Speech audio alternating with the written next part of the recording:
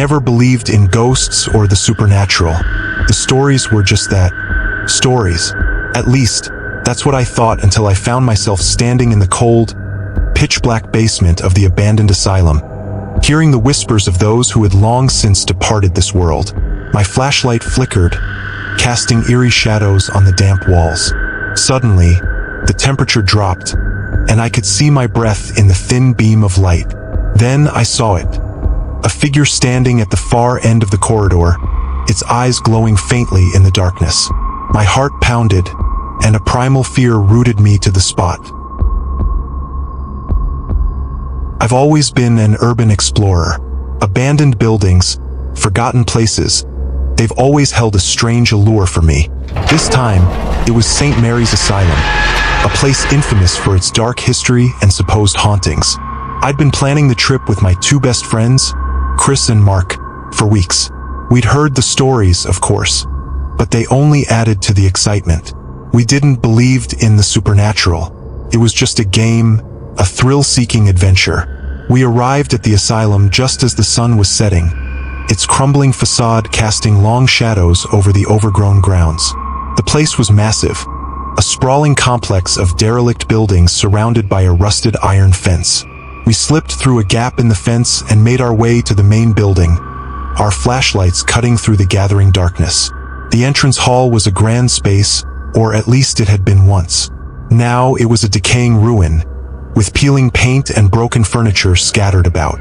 Graffiti covered the walls, and the air was thick with the smell of mold and decay. Chris and Mark were already snapping photos, their excitement palpable. I took a deep breath, the musty air filling my lungs, and stepped deeper into the asylum. We spent the first hour exploring the upper floors, poking our heads into empty rooms and peering out of broken windows. There was an eerie stillness to the place, a silence that pressed in on us like a physical weight. Occasionally, we heard the creak of settling timbers or the distant flutter of a bird trapped inside the building. But otherwise, the asylum was silent. As we moved deeper into the asylum, we found the records room, a place filled with old patient files and medical records. Dust motes danced in the beam of my flashlight as I flipped through yellowed pages, reading snippets of forgotten lives. It was fascinating in a morbid sort of way. Some of the files were tragic, detailing the lives of people who had been abandoned by society and forgotten by their families. It was in that room that we first heard it, a soft, barely perceptible whispering. At first, I thought it was just the wind, but then I saw the look on Mark's face. He'd heard it too. We exchanged uneasy glances, but Chris just laughed it off, saying it was probably just our minds playing tricks on us. We tried to brush it off, but the unease lingered. We decided to split up to cover more ground. Chris headed to the east wing, Mark to the west, and I made my way to the basement. The basement was said to be the most haunted part of the asylum, the place where the worst of the patients had been kept. I wasn't one to believe in ghosts, but the thought of exploring such a notorious place sent a thrill down my spine. The staircase leading to the basement was narrow and steep, and I had to watch my step carefully to avoid tripping on the crumbling steps. The air grew colder as I descended, and the smell of mold intensified. At the bottom of the stairs, I found myself in a long corridor lined with heavy metal doors. Some were ajar, revealing small, dark rooms with rusting beds and scattered debris.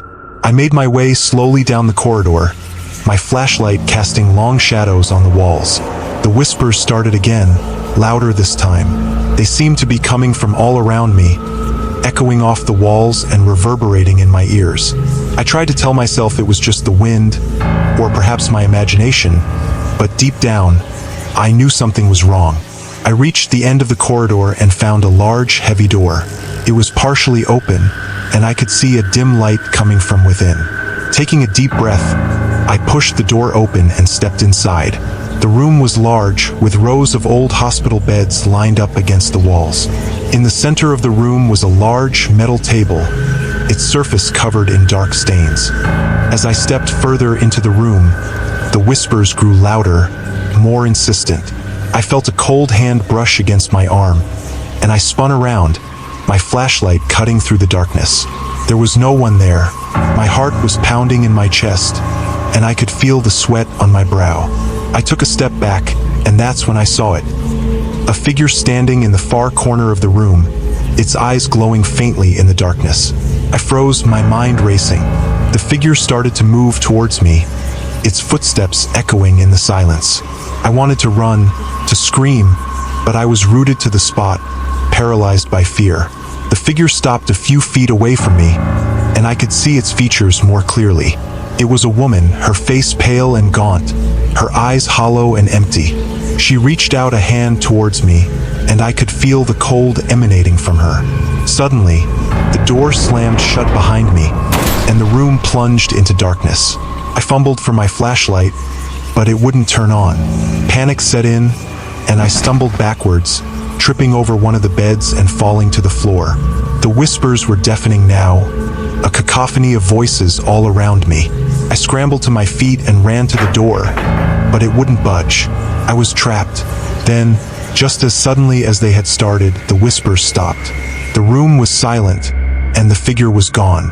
I took a deep breath, trying to steady my nerves. I had to get out of there. I turned back to the door and pushed with all my might. This time, it opened, and I stumbled out into the corridor, gasping for breath. I ran back up the stairs, my heart pounding in my chest. I had to find Chris and Mark. I had to get out of this place. I found Mark in the West Wing, his face pale and his eyes wide with fear. He'd heard the whispers too, and he'd seen something, though he wouldn't say what. We found Chris in the East Wing, his face ashen and his hands shaking. He'd had a similar experience, and he was just as eager to leave as we were. We didn't say much as we made our way back to the entrance. The sun had long since set, and the asylum was cloaked in darkness. As we stepped out into the cool night air, I felt a sense of relief wash over me. We were out. We were safe. But as we made our way back to the car, I couldn't shake the feeling that we were being watched. We drove back to my place in silence, each of us lost in our own thoughts. It wasn't until we were safely inside, with the doors locked and the lights on, that we started to talk about what had happened. We compared notes, each of us describing the whispers, the cold, the figures we'd seen. It didn't make any sense. We didn't believe in ghosts, but we couldn't deny what we'd experienced. That night, I couldn't sleep. Every time I closed my eyes, I saw her face, pale and hollow, her eyes boring into mine. I heard the whispers, faint but insistent, echoing in my ears. I got up and paced the room, trying to shake the feeling of unease. It was just my imagination, I told myself. It had to be. But the next day, things got worse. I started seeing things, shadows moving out of the corner of my eye, figures standing in the dark corners of my apartment. The whispers followed me everywhere, growing louder and more insistent. I tried to ignore them, to convince myself it was all in my head, but I couldn't. Chris and Mark were experiencing the same thing. We met up again, desperate for answers. We did some research, trying to find out more about the asylum and its history. What we found was disturbing. St. Mary's had a dark past, filled with stories of abuse and neglect. Patients had died under mysterious circumstances, and there were rumors of occult rituals and dark practices. The more we learned, the more we realized we had to go back. We had to know what was happening to us, and we had to stop it. Armed with more flashlights, cameras, and recording equipment, we returned to the asylum. This time, we were determined to get to the bottom of the mystery. As we entered the asylum, the air grew heavy with anticipation. We retraced our steps, heading back to the basement. The whispers started almost immediately, louder and more insistent than before. We ignored them, pushing forward. We reached the large room at the end of the corridor, the place where I had seen the figure. We set up our equipment, determined to capture any evidence of the supernatural. As we worked, the temperature dropped, and the whispers grew louder. Then, the door slammed shut behind us, plunging the room into darkness. Our flashlights flickered, and we saw them. Figures emerging from the shadows, their eyes glowing faintly. We backed up against the wall, our fear palpable. The figures moved closer, their whispers growing louder, more insistent. They surrounded us, their cold hands reaching out. I felt a chill run down my spine as one of them touched my arm, and I knew we were in real danger. Desperate, I grabbed my flashlight and swung it at the nearest figure. Passed through it, meeting no resistance. The figure didn't react, its hollow eyes staring at me. I backed up further, my heart pounding in my chest. Suddenly, there was a loud bang, and the figures vanished. The whispers stopped, and the room was silent. We looked around, bewildered. What had just happened? We didn't have time to think about it. We grabbed our equipment and ran.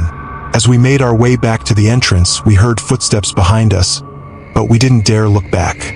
We burst out of the asylum and into the night, gasping for breath. We didn't stop running until we reached the car. We drove back in silence, each of us lost in our own thoughts. What had we unleashed? What had we seen? That night, the whispers followed me home. They were louder now, more insistent. I saw shadows moving in my apartment, figures standing in the corners. I knew they were watching me, waiting. I tried to ignore them, to convince myself it was all in my head, but I couldn't. The fear was too real, too palpable. I knew we had made a mistake, and I knew we were in danger. The next day, I found Chris and Mark. They looked as haggard and scared as I felt. We didn't know what to do, how to make it stop. We tried to find help, to find someone who could explain what was happening to us, but no one believed us. We were on our own. Days turned into weeks, and the whispers grew louder, the figures more persistent. We couldn't escape them no matter what we did. The fear was constant, a gnawing presence at the back of our minds. We were losing sleep, losing our grip on reality. One night, I woke to find the figure standing at the foot of my bed. Her eyes were hollow, her face pale and gaunt. She reached out a hand, and I felt a cold chill run down my spine. Couldn't move, couldn't scream. The whispers were deafening, a cacophony of voices all around me. I knew then that we couldn't escape. Whatever we had unleashed in that asylum had followed us home, and it wasn't going to let us go. The fear was too real, too palpable. We were trapped, prisoners in our own minds. As the days passed, the figures became more persistent, the whispers more insistent. We were losing our grip on reality, our sanity slipping away. We tried to fight it, to find a way to make it stop, but we couldn't. In the end, it was too much. The fear, the whispers, the figures, it was all too much. I don't know what happened to Chris and Mark. We lost touch, each of us retreating into our own private hell. And now, as I stand in this dark room, the whispers echoing in my ears, I know there's no escape. The figure is here, her cold hand on my arm, her hollow eyes boring into mine. The fear is overwhelming, a suffocating presence that I can't escape. I close my eyes, the whispers growing louder, drowning out all other sound. I know this is the end. There's no escape, no reprieve. Whatever we unleashed in that asylum has claimed us, and there's nothing we can do. I open my eyes one last time, and she's there, her face inches from mine. Her lips part, and I hear her voice, clear and unmistakable. You shouldn't have come. The darkness closes in, and the whispers consume me.